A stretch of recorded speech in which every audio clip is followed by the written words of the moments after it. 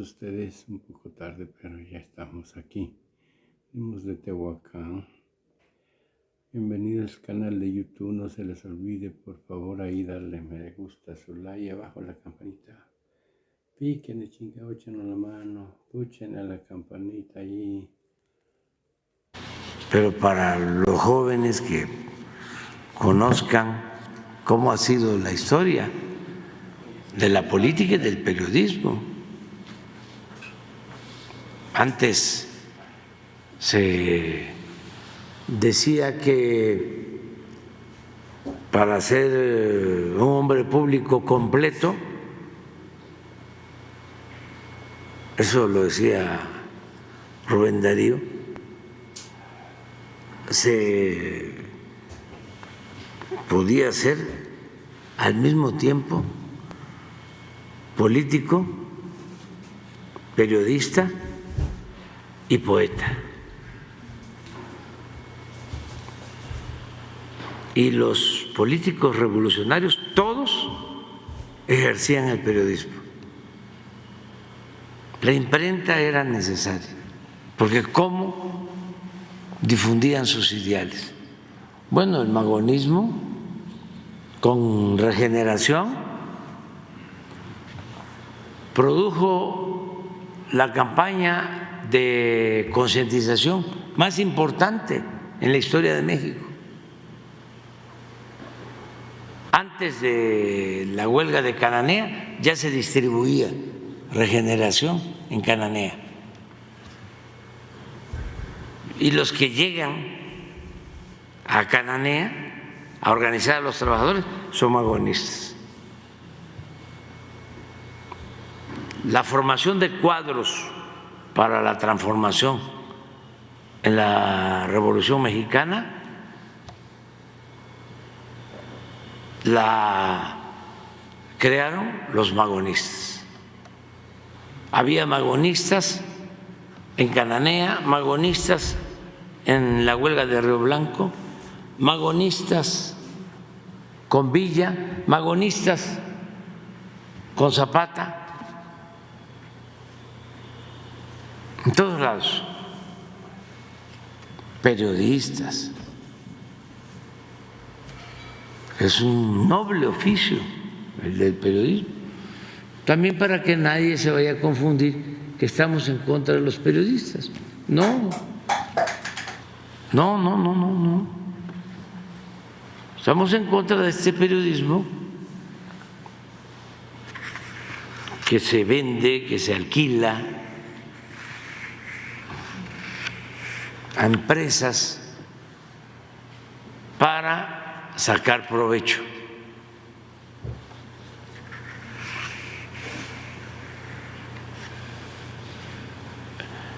Chantajeando autoridades corruptas, porque el que no es corrupto pues no se deja chantajear.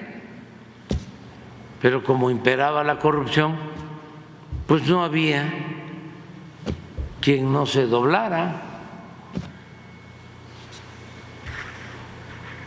Entonces estamos viviendo tiempos muy interesantes y tampoco es para pelearnos, nada, es para debatir y no enojarnos.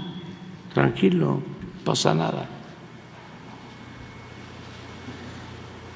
Rafael Ramírez. Buen día, presidente. Preguntarle en primera instancia, fíjese que el grupo de encapuchados que detuvieron en Motocintla a la candidata oficialista y que usted había señalado que se trataba de un montaje, pues salieron con un video y en ese video pues le dan una dedicatoria a usted, le dicen que pues diga las cosas tal como son y bueno, pues insisten en que se tiene que limpiar esa zona de su grupo contrario. Esto, bueno, pues se lo pregunto porque, pues, de acuerdo con testimonios de los habitantes de esa zona, señalan que pertenecen a un grupo criminal, aunque ellos dicen que pues son gente del pueblo que cuida la región 3 veces por semana. Se lo pregunto porque pues hoy en la primera plana del Sol de México traemos una entrevista con la candidata opositora donde señala que es grave la participación de la delincuencia en las elecciones y que precisamente las autoridades electorales pues no quieren darse cuenta de esto que está ocurriendo. Usted ya nos aclaró que de parte del gobierno federal pues están protegiendo ya a los candidatos, que es la parte que les corresponde. Pero ¿qué opina al respecto de estos mensajes que ya el crimen organizado le está enviando directamente a usted y le dice que pues diga las cosas tal como son? Esa sería mi primera pregunta. Es que pueden pertenecer a algún grupo, pero estar también vinculados o puestos de acuerdo con Latinos, porque Latinos entrevista a grupos organizados. No estoy inventando nada. Hace poco entrevistó al líder del grupo organizado de la delincuencia que predomina en Chilpancingo, y Latinos se dedica a eso. Sí, tienen espionaje, escuchas y todo con el propósito de perjudicarnos, porque tenemos diferencias políticas con Latinos y con los que están financiando a Latinos. Sí, digo, más allá que si algún medio se presta de vocero con algún grupo, ¿qué opina de estos mensajes ya directamente hacia usted de parte de grupos criminales? Supongo que pues no que es el tienen único. Todo su derecho a expresarse. Nada más que yo creo que no deja de hacer propaganda y que nosotros pues no estamos para celebrarlo, que si ellos son ciudadanos que están preocupados por la violencia, que están preocupados por la falta de tranquilidad, de paz, pues que para qué se encapuchan. Según ellos es para protegerse de represalias contra ellos y contra su familia. Pues no deberían de grupos criminales contrarios. Sí, no deberían de estar metidos en organizaciones criminales. No se puede enfrentar la violencia con la violencia.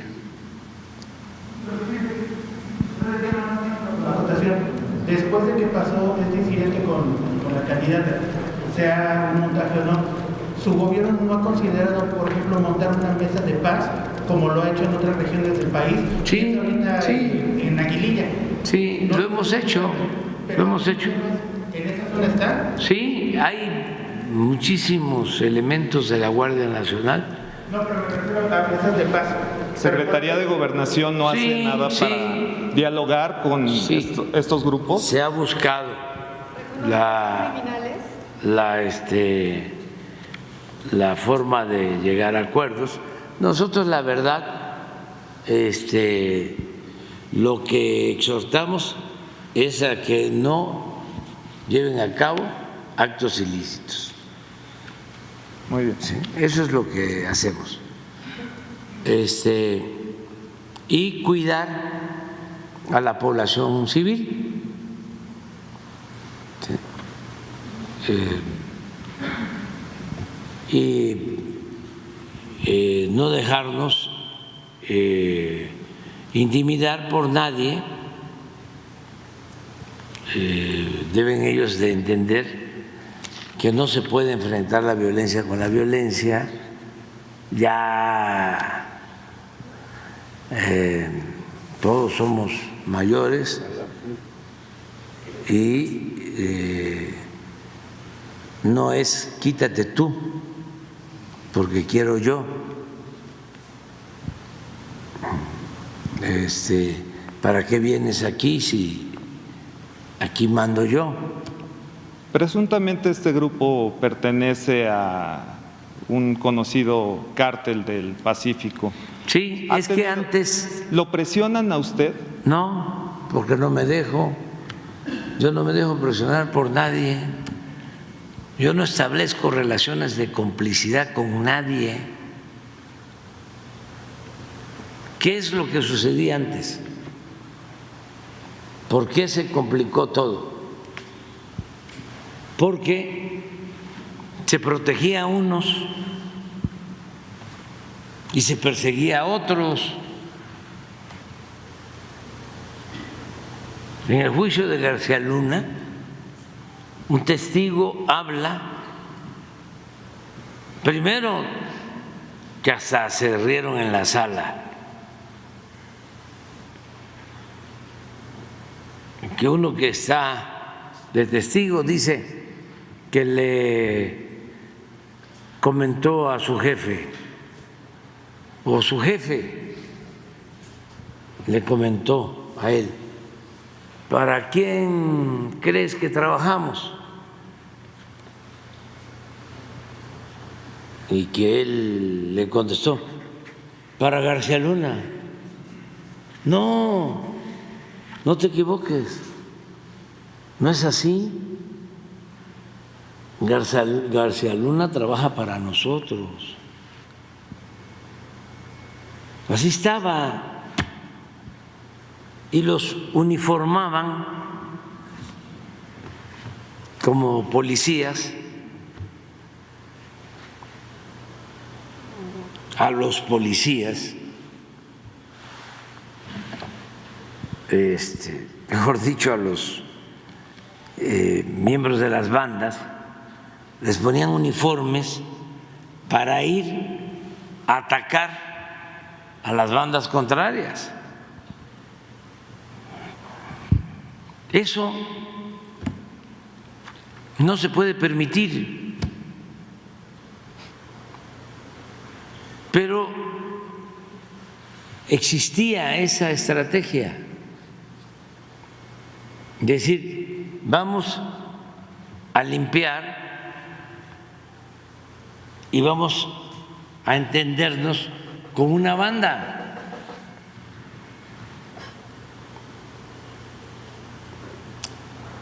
Eso no es posible hacerlo. La autoridad no puede establecer comunicación con presuntos delincuentes.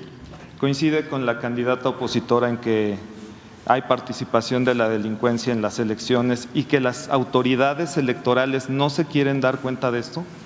No coincido con ella, con todo respeto.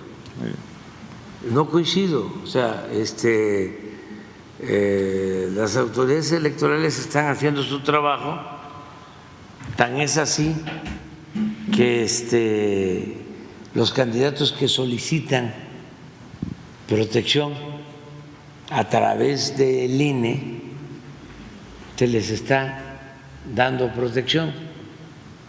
Siempre que hay una elección se utiliza lo de la violencia o lo del miedo. Siempre. Es más, aquí comenzaron con eso. Comenzaron con lo del miedo, al grado que yo llegué a decir aquí, con ese propósito, de que no fueran a utilizarlo como estrategia, porque la verdad, son muy perversos los conservadores. No generalizo, pero hay unos que son malos de Malolandia. Y aquí llegué a decir lo que sucedía antes de la elección en Ecuador, que se enojó mucho el presidente de Ecuador, pero ni siquiera estaba yo pensando en él.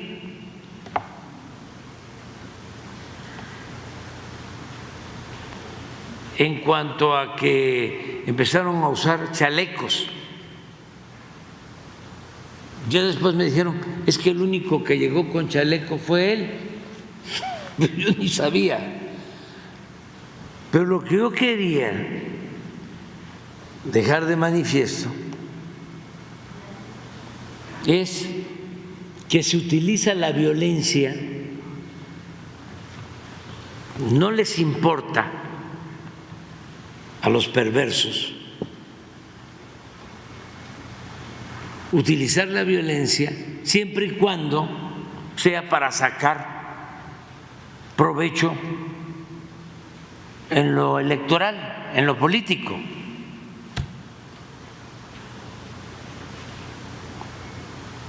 Hay dos ejemplos. Uno, de Ecuador. El que está de presidente estaba en tercer lugar en las encuestas. Estaba abajo. Y había un candidato que estaba en segundo lugar y que tenía diferencias con quien estaba en primer lugar o con el grupo o el partido que estaba en el primer lugar. Pues resulta que el que estaba en segundo lugar, que hablaba vinculando a los que estaban en primer lugar con el narcotráfico o algo por el estilo, lo asesinan. Claro. En una situación de lo más rara y oscura, porque a los que detienen, creo que a 7, a 5 los asesinan, a los que habían participado. Ojalá y algún día tengamos toda la historia aquí para contarla. Claro. Pero ¿qué efectos políticos tiene? Que la que iba en primer lugar, con 10 puntos arriba, o un poco más, se cae. Y el que iba abajo sube.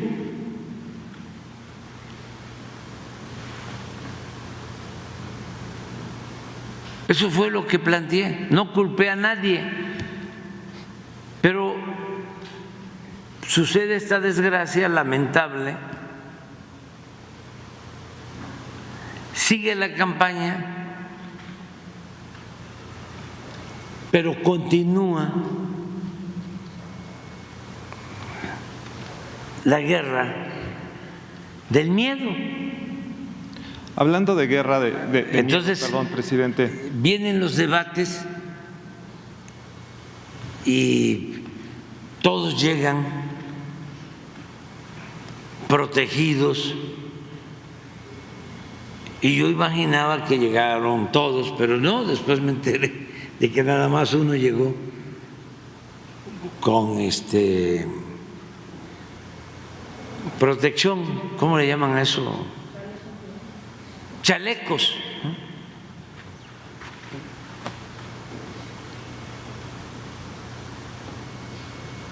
Eso lo hacen.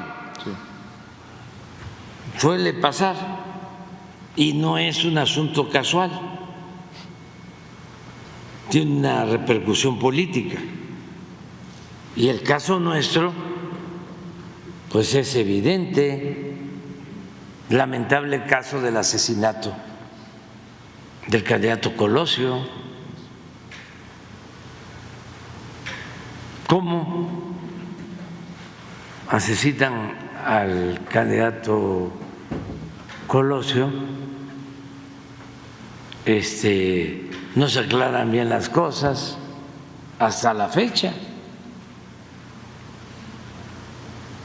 El que lo sustituye pierde el debate y sin embargo barre el partido y es el candidato en las elecciones, porque tienen efectos todos esos hechos violentos. A propósito de eso, ¿prevalece la ley en Motocintla, en Comalapa, en Frontera? Sí, sí. Claudia, bueno, ya lo dije, pero se trata de omitir nombres. Sí. Estuvo por allá. También la candidata opositora. También la candidata opositora. Que dice que el crimen no le permitió a sus simpatizantes llegar. Ya, eso es otra cosa. Bueno, ya, va a ser parejos. En eso no me meto. Bueno. Pero, por eso le pregunto si hay paz, hay orden allá en la frontera sur de Chiapas. Sí, en los momentos más difíciles yo recorro todo el país. Tengo cientos de anécdotas sobre eso. Imagínense ir a Batopilas, en Chihuahua, a Urique, en Chihuahua, a Morelos,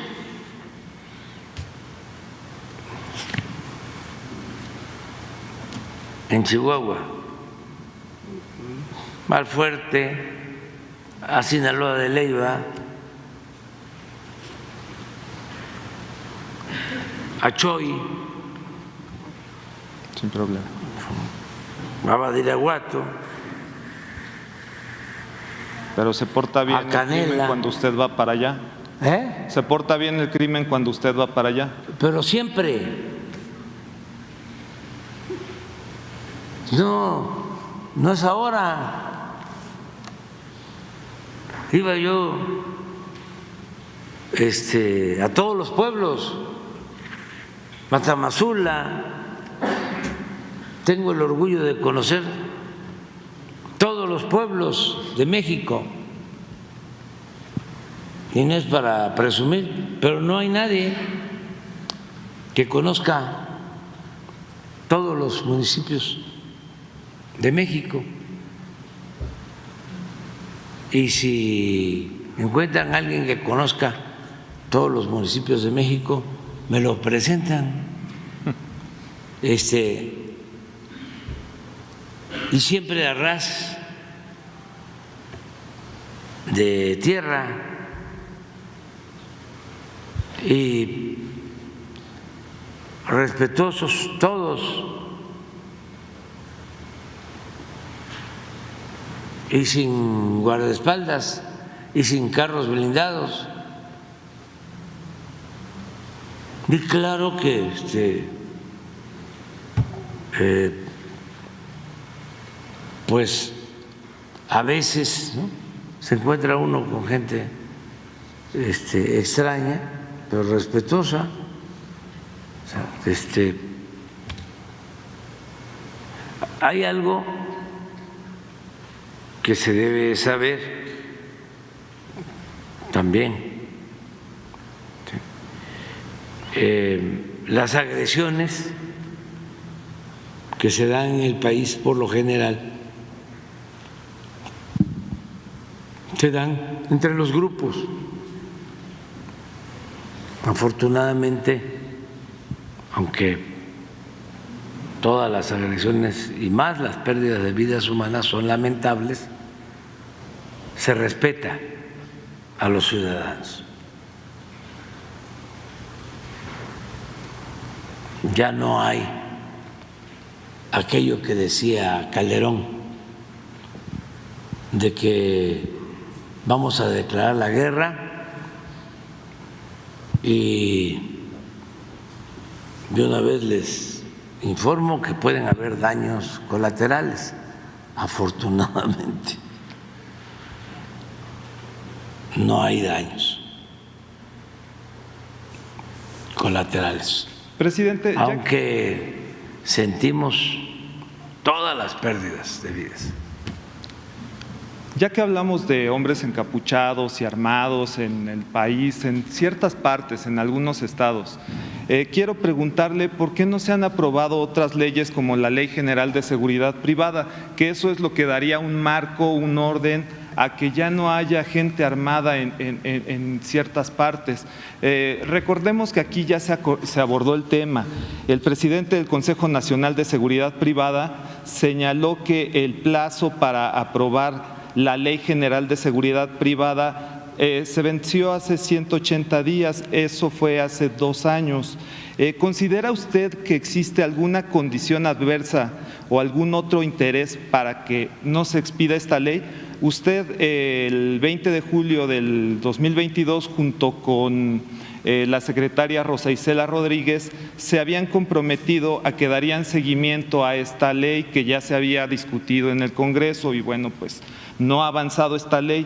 ¿Qué me puede decir al respecto? Esto permitiría muchas cosas, que ya no haya un marco legal tanto para guaruras como para esta gente. Sí, se está analizando eso, aun cuando la responsabilidad de garantizar la paz es del Estado. Nosotros no estamos de acuerdo con las autodefensas. Eso fue un error gravísimo que costó muchas vidas. Sí, claro. Pero hablamos de empresas legalmente constituidas y con cierta responsabilidad. Sí, y que reúnan todos los requisitos, hay todo un procedimiento para eso. Sí, pero sí se tiene que revisar. Ahora nos ayuda mucho el que existe la Guardia Nacional. Ya son 138,000 elementos de la Guardia Nacional que no existían. Lo voy a recordar. En su mejor momento, la Policía Federal llegó a tener 40,000 elementos, pero la mitad eran operativos, 20,000. Imagínense 20,000 elementos para todo el país.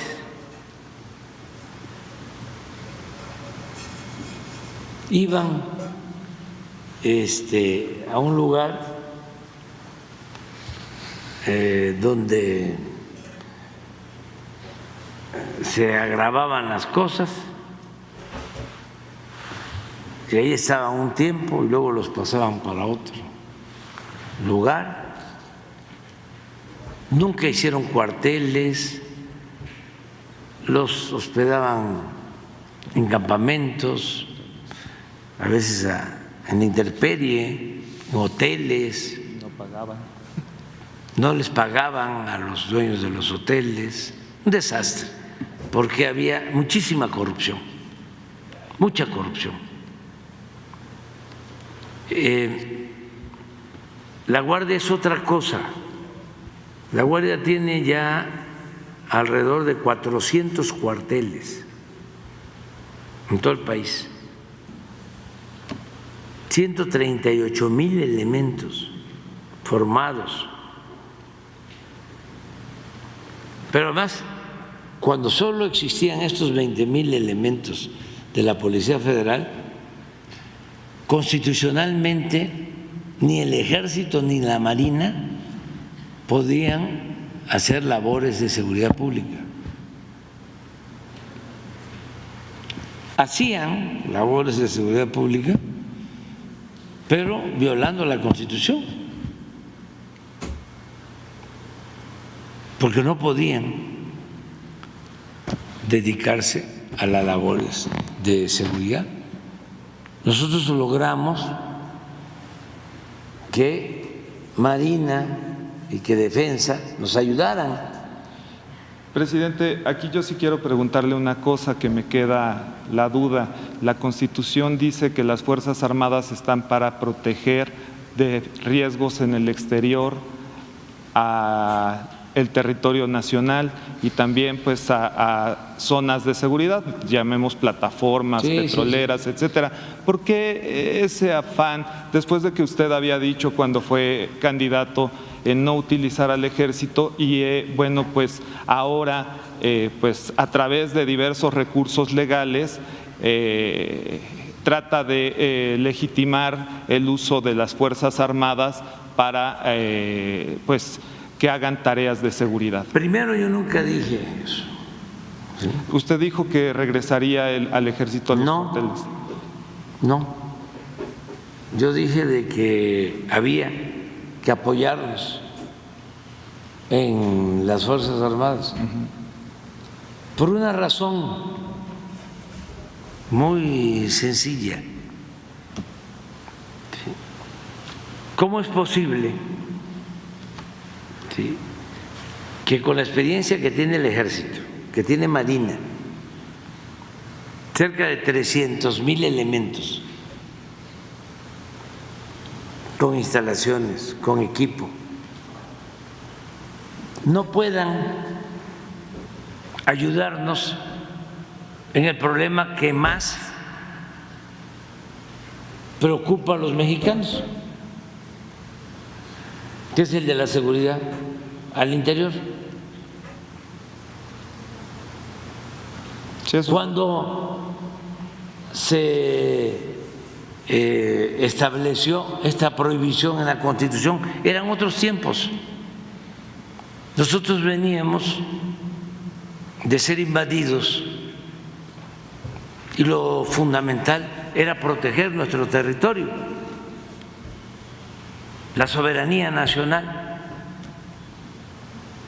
Pero en los últimos tiempos, ¿qué es lo que más nos afecta? La inseguridad pública. Entonces, ¿cómo es posible que hay un cuartel del Ejército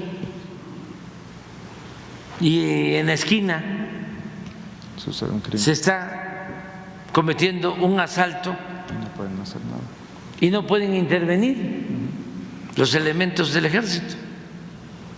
Porque constitucionalmente lo tienen prohibido. Entonces lo que hicimos fue, vamos a sumarnos, vamos a unirnos todos y vamos a enfrentar el principal problema que tenemos, que es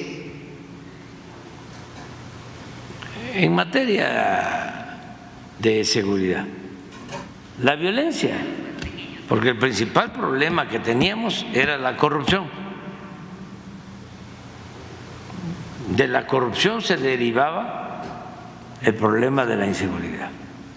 Entonces, para ser claros, entonces por eso hicimos la modificación a la Constitución, para que Defensa y Marina nos ayudaran, y por eso creamos la Guardia Nacional. Y también, si se trata de que nos van a invadir de un gobierno, un país extranjero, pues ¿quiénes han defendido siempre la soberanía? Los mexicanos, el pueblo. ¿Qué eran los defensores de la batalla de Puebla? Pues eran campesinos de Zacapuastla y de otros pueblos, y voluntarios. El héroe de mi estado que expulsó a los franceses, porque yo tengo muchas cosas que presumir.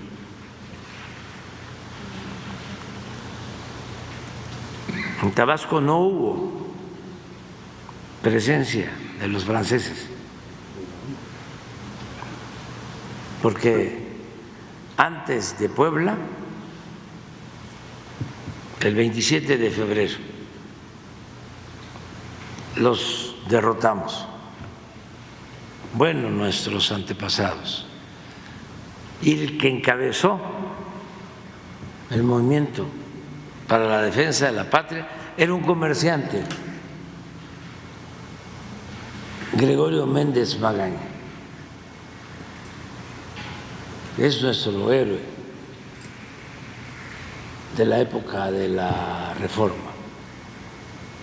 Y no hubo presencia. Tabasco se mantuvo libre.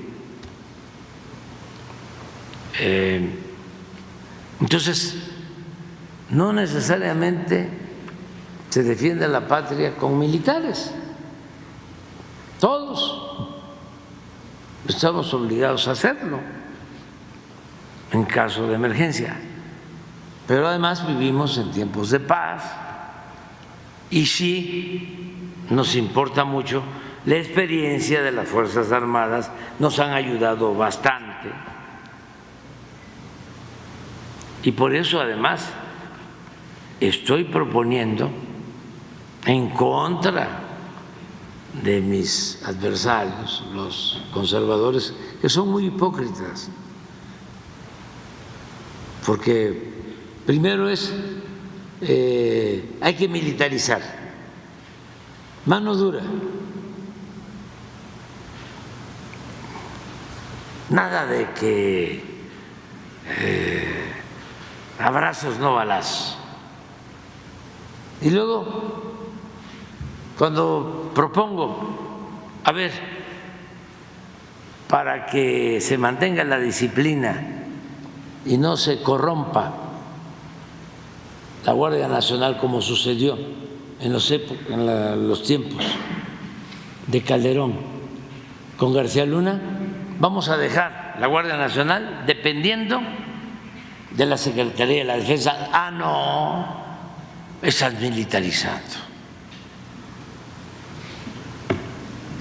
Son, la verdad, de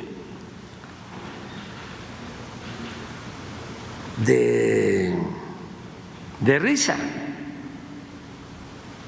Los tengo bien fildeados, como se dice en el béisbol, de cómo, como dicen una cosa, dicen otra.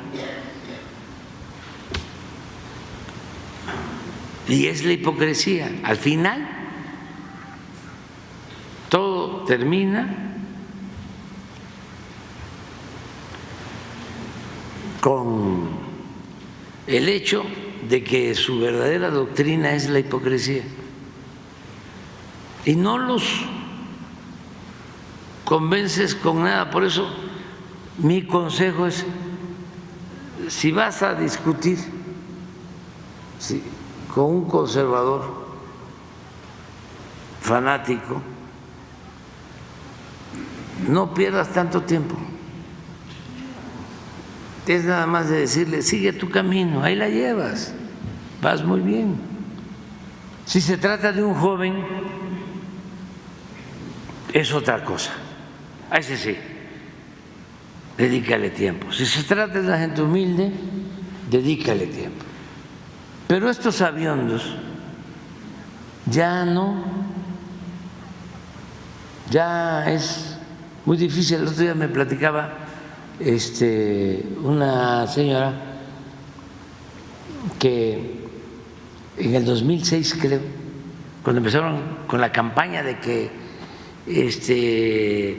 nadie iba a poder tener más que 2 hijos. Bueno, lo acaba de decir la esposa, con todo respeto, de Felipe Calderón. Es increíble. Acaba de decir, a ver si lo pones, ya vienen ahora a quitarnos, a robarnos nuestras pensiones, pero después nos van a venir a robar nuestras casas.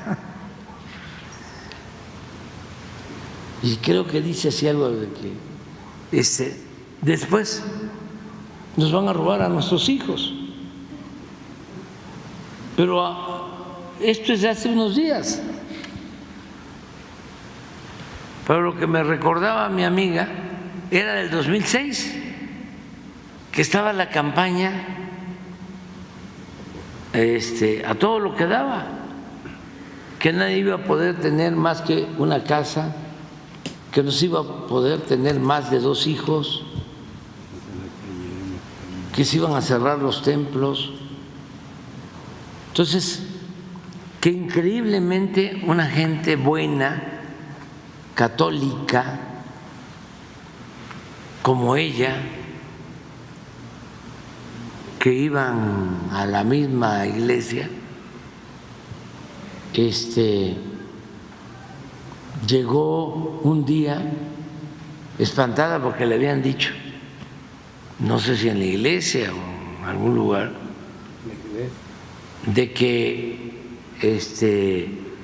le iban a quitar a los hijos porque iban a distribuirlos en distintas casas, y el que tenía 4 hijos nada más iba a quedar con 2 y los otros 2 se los iban a entregar a quien no tuviese hijos para que los mantuviera. Y que llega la señora, pero de muy buena fe, y le dice: Raquel, amigas pues de toda la vida, yo te quiero pedir que tú te hagas cargo de mis hijos, porque yo a ti te conozco y te tengo confianza. ¿Pero por qué me dices eso? No, es que me están diciendo que me van a quitar a mis hijos, y si yo te los entrego a ti, voy a estar muy contenta, muy satisfecha porque te conozco. No quiero que se los lleven a otro lado. Pero no estoy hablando de una gente desinformada o fanática de mala fe, conservadora, una familia humilde. No, no, no, no. Estoy hablando de clase media.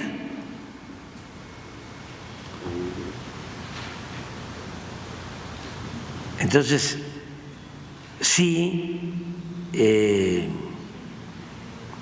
pues se tiene que tener paciencia, ir aclarando. Y mucha gente sí se da cuenta de que los manipulan, otros no. En cambio, los jóvenes es como un libro en blanco. Tiene una mentalidad distinta, pero existe todo esto. Me refiero a lo de los militares. Además, no lo olvidemos, los soldados son pueblo uniformado. El ejército mexicano es un ejército surgido de un movimiento social, de un movimiento revolucionario.